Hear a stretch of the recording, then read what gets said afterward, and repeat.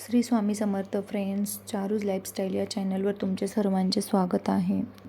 तर आज आपण रेसिपी बघणार आहोत बटर पनीर.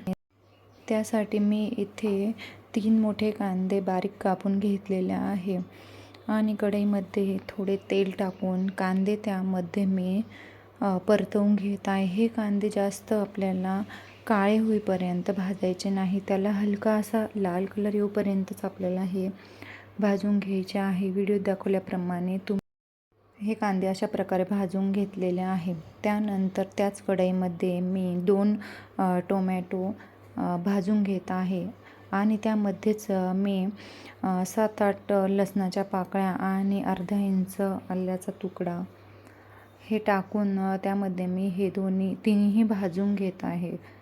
हेही आपल्याला जास्त काळे होईपर्यंत भाजायचे नाही, हलकासा गरम होईपर्यंतच आपल्याला हे भाजून घ्यायचं आहे.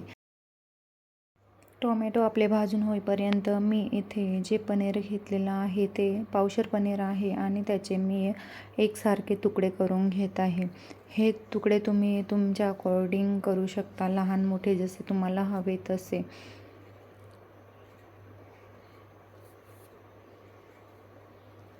त्यानंतर मी इथे कढई धुवून घेतलेली आहे आणि त्यामध्ये मी पनीर तळून घेत आहे. पनीर हे मी लालसरच तळून घेणार आहे, कारण पनीर जर तळून भाजीमध्ये ग्रेव्हीत टाकलं तर त्याची टेस्ट अजून वाढते. यामुळे मी पनीर तळून घेत आहे. व्हिडिओत दाखवल्याप्रमाणे पनीर आपल्याला अशा प्रकारे तळून घ्यायचं आहे.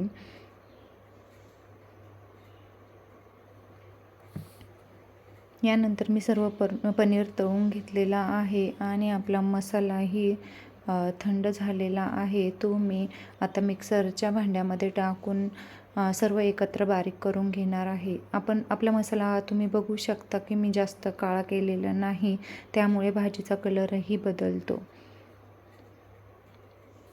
या प्रकारे मी सर्व कांदा, टोमॅटो आणि जो मसाला आहे तो टाकून घेतलेला आहे. त्यामध्ये मी थोडे काजूचे तुकडे भिजवून घेतलेले आहे, त्यामुळे भाजीला घट्ट असा कलर येतो. हे सर्व मी आता एकदम चिकन असं बारीक करून घेत आहे. तुम्ही बघू शकता आपलं बारीक करून झालेलं आहे आणि मी एकदम फाईन पेस्ट केलेली आहे.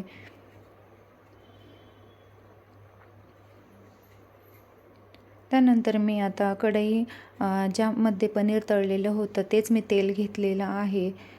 तेल तापून घेतलेलं आहे. त्यामध्ये जो मसाला मी तयार करून घेतलेला होता तो मसाला मी तेलामध्ये टाकून व्यवस्थित तेल सुटेपर्यंत परतवून घेणार आहे.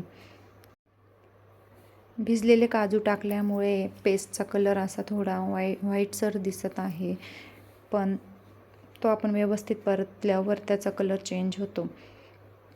त्यानंतर मी तळलेल्या पनीरमध्ये लाल मिरची पावडर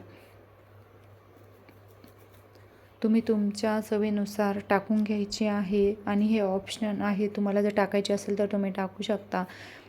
थोडी हळद आणि मीठ मी यामध्ये टाकून ते व्यवस्थित मिक्स करून घेत आहे. त्यामुळे पनीरचा कलर खूप छान दिसतो आणि टेस्ट अजून वाढते.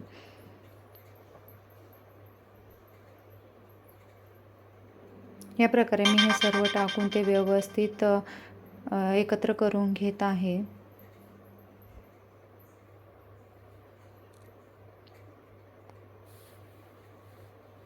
तुम्ही बघू शकता किती छान कलर आलेला आहे.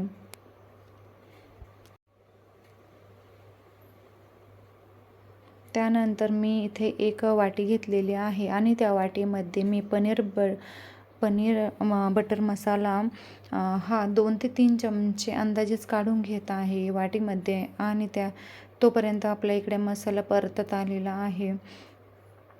हा मसाला आपल्याला तेल सुटेपर्यंत एकदम परतून घ्यायचा आहे. तुम्ही बघू शकता मसाल्याला तेल सुटलेलं आहे आणि ह्या मसाल्यामध्ये मी पाणी मिक्स करून घेत आहे. यामध्ये दिलेलं आहे तशी प्रोसेस तुम्ही यामध्ये दूधही मिक्स करून घेऊ शकता, पण मी इथे पाणीच टाकत आहे आणि मी नेहमी पाणीच टाकते. त्यामुळे मी आता पाणी टाकून हा एकत्र करून कढईमधल्या परतलेल्या मसाल्यामध्ये मी आता अर्धा चमचा हळद, 2 चमचे घरची लाल मिरची पावडर टाकून घेतलेली आहे. ते व्यवस्थित मी मिक्स करून त्यामध्ये जो आता आपण पनीर बटर मसाला आणलेला होता तो पाण्यामध्ये मिक्स केलेला ते मी यामध्ये टाकून घेत आहे.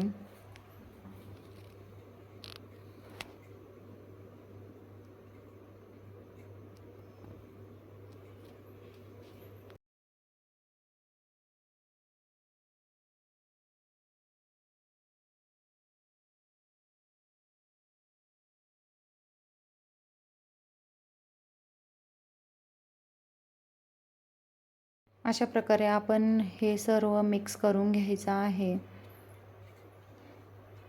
तुम्ही बघू शकता की किती छान कलर येत चाललेला आहे. त्यामध्ये मी थोडी कस्तुरी मेथी टाकलेली आहे आणि जे आपल्याकडे घरी बटर होतं ते मी त्यामध्ये अर्धा चमचा बटर टाकून घेतलेलं आहे.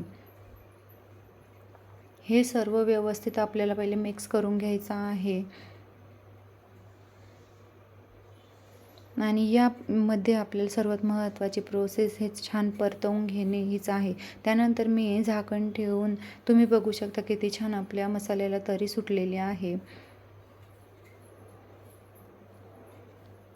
जेवढं परतवू आपण तेवढी मसाल्याची टेस्ट वाढते. आता आपल्याला यामध्ये आपल्या अकॉर्डिंग त्यामध्ये पाणी टाकून घ्यायचं आहे आणि जे आपण पनीर फ्राय केलेलं होतं ते यामध्ये मिक्स करून घ्यायचं आहे.